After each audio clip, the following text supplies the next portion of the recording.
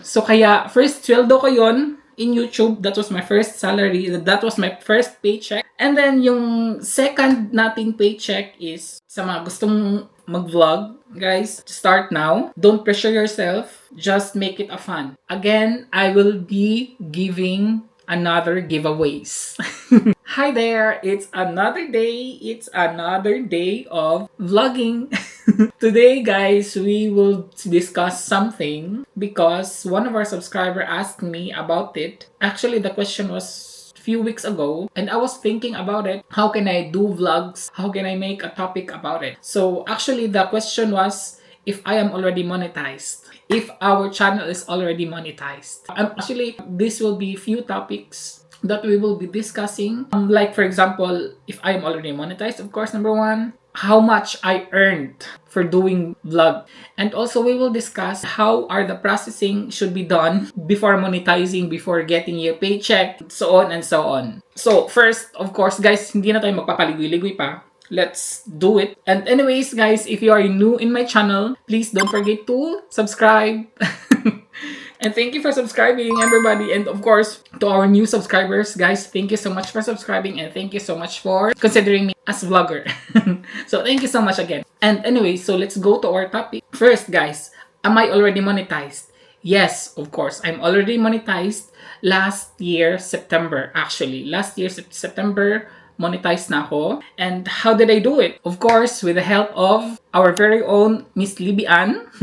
Thank you so much for helping me. Yeah, it was with the help of Libby Ann the reason why I get monetized. So of course, guys, because there are so many process before doing it. Doing vlogs or doing something in YouTube, it is not actually simple. I mean, when you do vlogs, you have to be ready. Emotional ready, physical ready, so that the viewers will enjoy watching your vlogs, you know.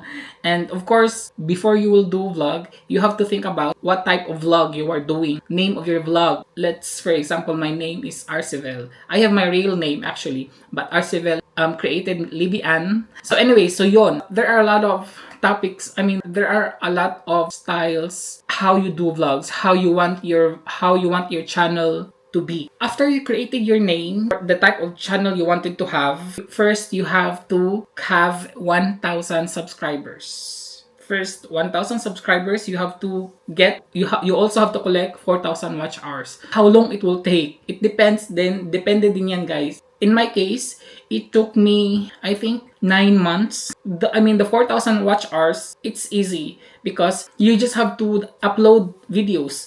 Every day you can, twice a week, or 3 times a week, once a week, it's okay. Depende talaga siya sa mga views. Pag maraming views, that means you're collecting a lot of watch hours. You have to be very careful because after 1 year, even if you already have 4,000 watch hours, but then you don't have 1,000 subscribers, is not completed, I think the 4,000 hours will disqualified. I mean, will be deducted or will be gone, or I don't know. Yeah, something like that. After that, you will be invited from YouTube Partner Program that your channel is qualified for monetization. You will just go to your email and then read there. There are processes that you have to do. And of course, you have to make a Google AdSense account. I can suggest that better you will wait when YouTube Partner Program emailed you that you are already qualified. I mean this guy, this is very complicated. They will send this to you. This is the address verification code because you will receive a code. It's not per email, guys. They will really send it to you by post.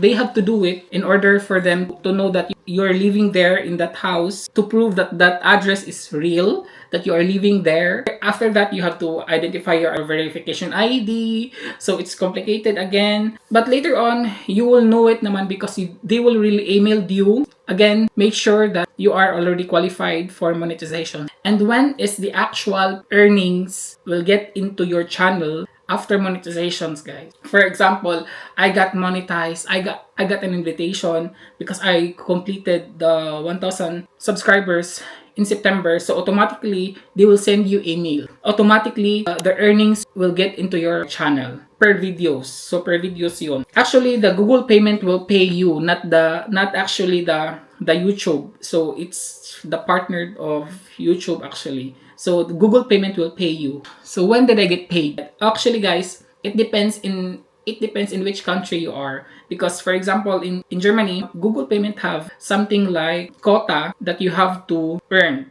So for example, in Germany, you have to collect 70 euros monthly. Actually, monthly siya guys, monthly. When you reach 70 euros in a month, then automatically you will get paid. But if you reach just like, for example, last September, I got monetized. For the whole month, I did not reach 70 euros. So I've reached my first month is 27.35 euros. So hindi pa siya umabot ng 70 euros. So again, another next month. So last October, 25.68. 27 plus 25. So hindi pa rin siya nag 70 euros. So again, I have to wait. November, that was, I've got a little bit more views because I was with Libian most of the time. So I got a little bit more, 30 euros point 10 cents. Google Payment pays you every 21st day of the month. Since I have collected November of 30 euros plus yung sa September at saka sa October, so naging pumasok sa bank account ko yung 83 euros. But before that, they will email you that Google Payment have sent your payment to your account. So yung earnings ko actually sa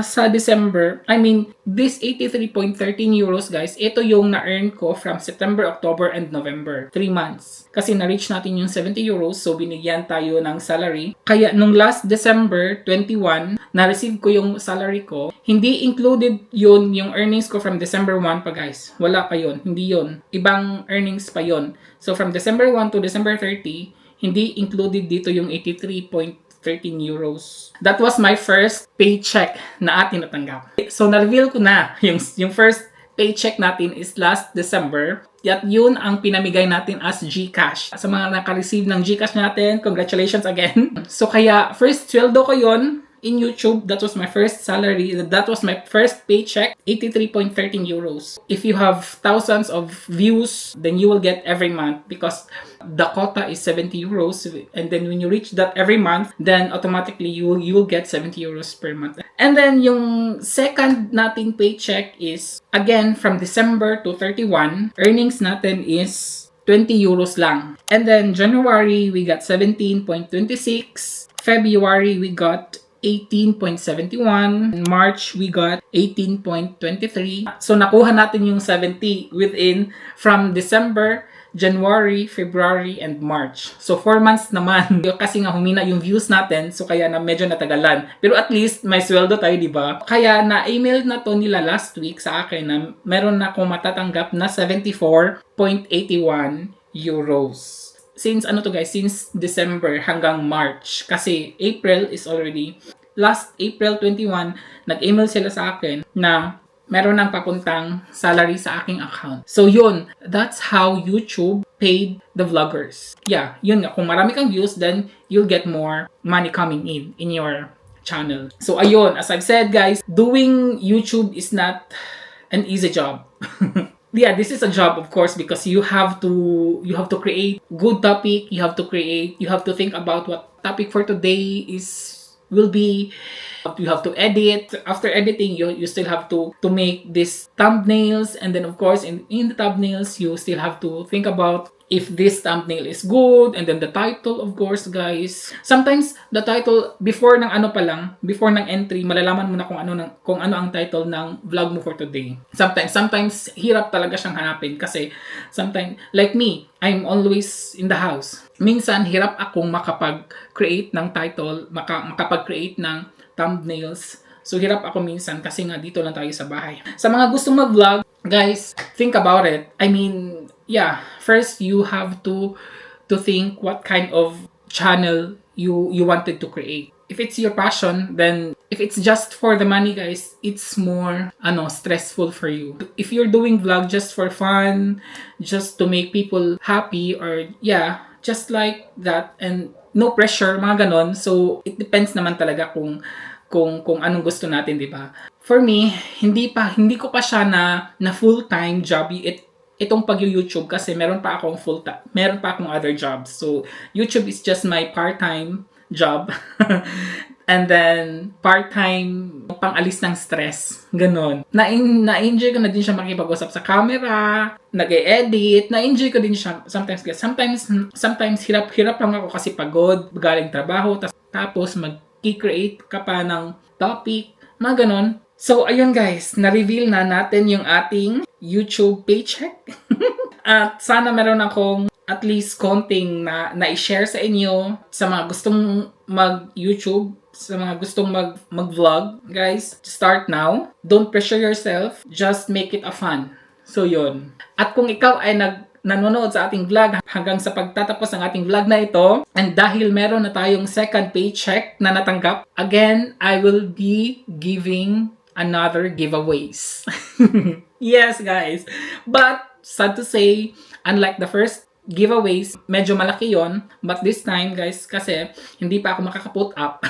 Marami pa akong mga binabayaran. But, for this second paycheck, guys, ibibigay natin to as giveaways. Magpapajikas ako ulit. So, again, guys, pipili ako ng 15 subscribers na makakatanggap ng 300 Gcash. So what you will do is, after you watch this video guys, like this video, share this video, comment this video. So again, how to get our 300 Gcash. Again guys, like this video, share this video, comment below, and message me in my Facebook page, Arcibel. And there, you will get a notification that you are one of our winners of 300 Gcash. So, excited po ako sa ating mga mananalo, sa ating 15 winners. I hope that, ma-enjoy tayo sa ating palarong ito. So, again guys, like this video, share this video, comment down below, and message me in my Facebook page, Arcibel, and then you will get notified that you are one of our winners. So, thank you po again for watching. And of course guys, kung meron pang mga hindi klaro sa aking mga na-explain from the start, please comment down below also and ask me something about, and then in our next vlog, sasagutin natin yon. So again guys, thank you so much for watching, and until in my next vlog, ingat po tayong lahat. Cheers!